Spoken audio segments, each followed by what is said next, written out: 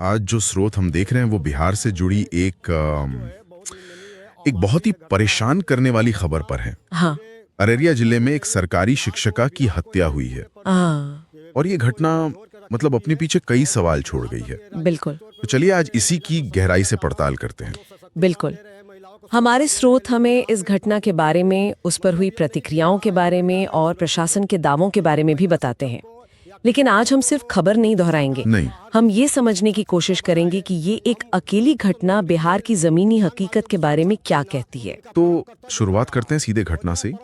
अररिया के नरपतगंज में उस दिन असल में हुआ क्या था? देखिए, घटना जितनी सीधी है उतनी ही भयावह भी है। खाबदा कन्हैली हाई स्कूल की एक सरकारी शिक्षिका थी, शिवानी कुमारी जी। वो स्कूल जा रही थी और दिन दहाड़े, मतलब दिन के उजाले में उनकी गोली मारकर हत्या कर दी गई। दिन दहाड़े? हाँ, और जो बात सबसे ज्यादा परेशान करती है वो है इस अपराध का दुस्साहस।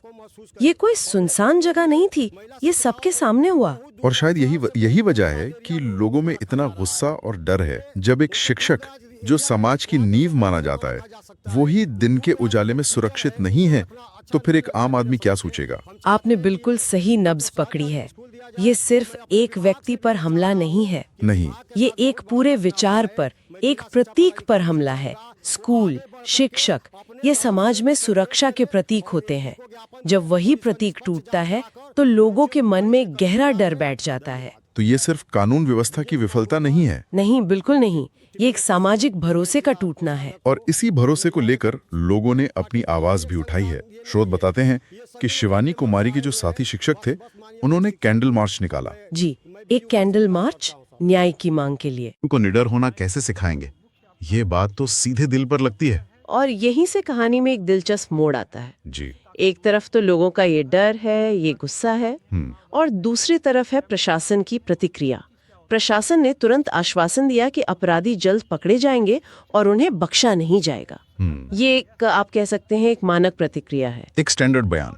लेकिन हमारे स्रोतों में एक और आवाज भी है जो इस आश्वासन पर सीधा सवाल उठाती है। हाँ। फैसल जावेद का एक बयान है कि बिहार में कानून का राज समाप्त हो चुका है। अब ये दोनों बातें तो बिल्कुल अलग अलग हैं, एक दूसरे के विपरीत। सही कहा। एक तरफ सिस्टम के काम करने का दावा है और दूसरी तरफ सिस्टम के, मतलब पूरी तरह से ढह जाने का आरोप। तो यही विरोधाभास इस पूरी कहानी का केंद्र है। बिल्कुल। क्या आधिकारिक आश्वासन जमीनी हकीकत से मेल खाते हैं? यही असली सवाल है। लेकिन कोई ये भी तो कह सकता है कि एक घटना के आधार पर पूरे राज्य की सुरक्षा पर सवाल उठाना थोड़ी जल्दबाजी होगी। ये एक बहुत जरूरी सवाल है। देखिए, प्रशासन का काम व्यवस्था बनाए रखने का भरोसा दिलाना ही है, लेकिन लोगों का भरोसा सिर्फ बयानों से नहीं बनता, वो अनुभव से बनता है। हाँ, वो अनुभव से बनता है।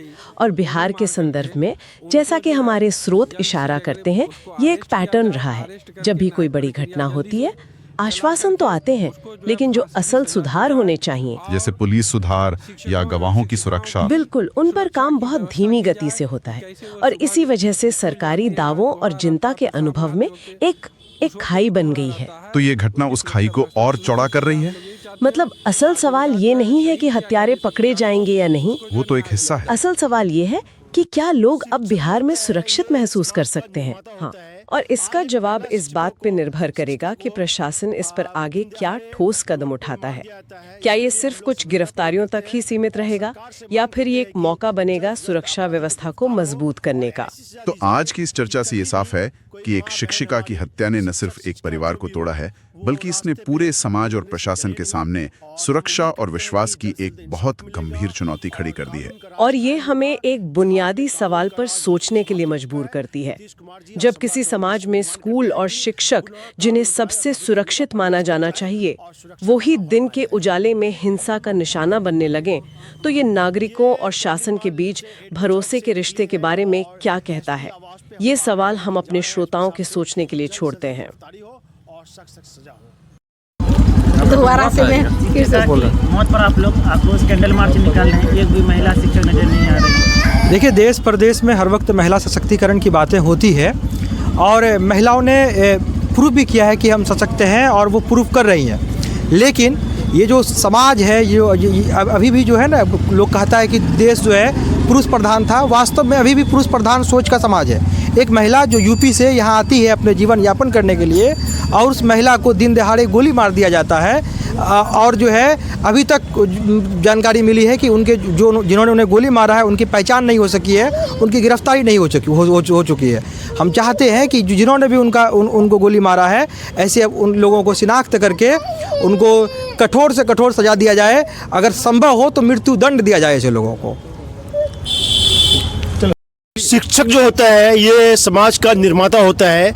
आज एक महिला शिक्षिका को दिन दहाड़े रोड पे मार दिया जाता है। इसके लिए हम लोग संवेदना प्रकट करते हैं और सरकार से मांग करते हैं कि जल्द से जल्द अपराधी को गिरफ्तार हो और ऐसी सज़ा दी जाए कि कभी भी कोई माँ बहन हमारी शिक्षक शिक्षिका जो भी हो वो रास्ते पे गुजरने से डरे नहीं।